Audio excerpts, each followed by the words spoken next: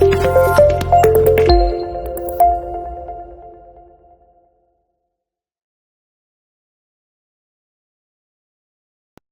back to AR Satria Tama Channel with me Mr. Dani.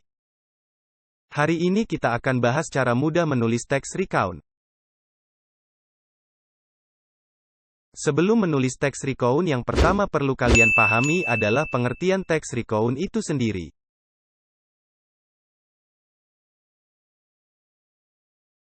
Jadi teks recount adalah salah satu jenis teks yang memiliki tujuan untuk menguraikan tentang kejadian atau peristiwa yang terjadi pada waktu lampau. Coba kalian perhatikan kalimat yang saya beri garis bawah. Jadi bisa kita simpulkan bahwa teks yang akan kita buat nanti menceritakan pengalaman yang sudah kita alami atau terjadi. Contohnya, kita menceritakan pengalaman saat kita liburan atau pengalaman pertama naik pesawat terbang. Selanjutnya, setelah kalian memahami apa itu teks recount, berikutnya kalian juga harus tahu struktur teks recount. Tujuannya supaya teks yang kalian buat nanti agar tersusun secara runtut dan enak dibaca. Generic structure dari teks recount yang pertama adalah orientation.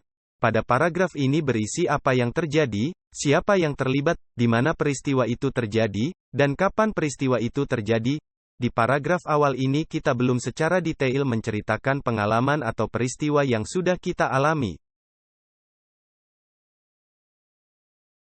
Baru setelah itu, di bagian kedua, yaitu events, kita menceritakan secara kronologis mengapa dan bagaimana peristiwa itu dapat terjadi. Bagian ini bisa ditulis dalam beberapa paragraf. Bagian terakhir adalah reorientation. Paragraf akhir ini sifatnya optional. Penulis memberikan komentar pribadi mengenai pengalaman atau peristiwa yang dia alami.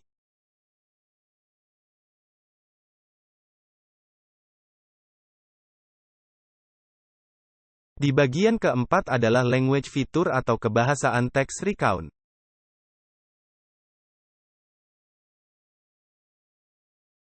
Yang pertama tentang penggunaan tenses.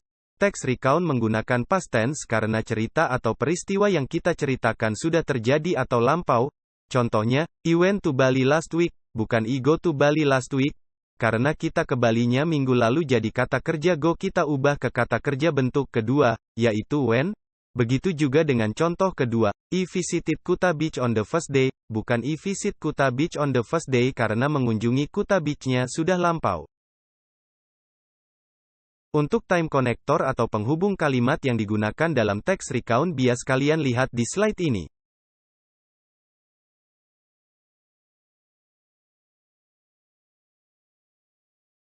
Nah, sekarang saatnya kita berlatih menulis teks recount.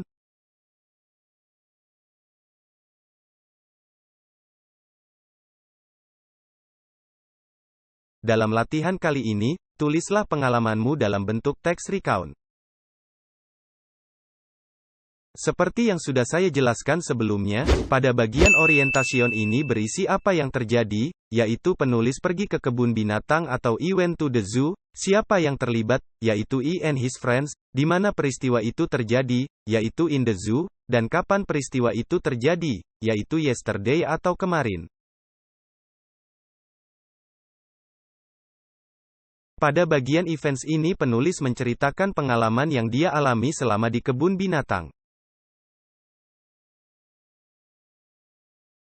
Dan di paragraf akhir pada bagian reorientation, penulis menjelaskan komentar pribadi mengenai pengalaman yang dia alami setelah mengunjungi kebun binatang.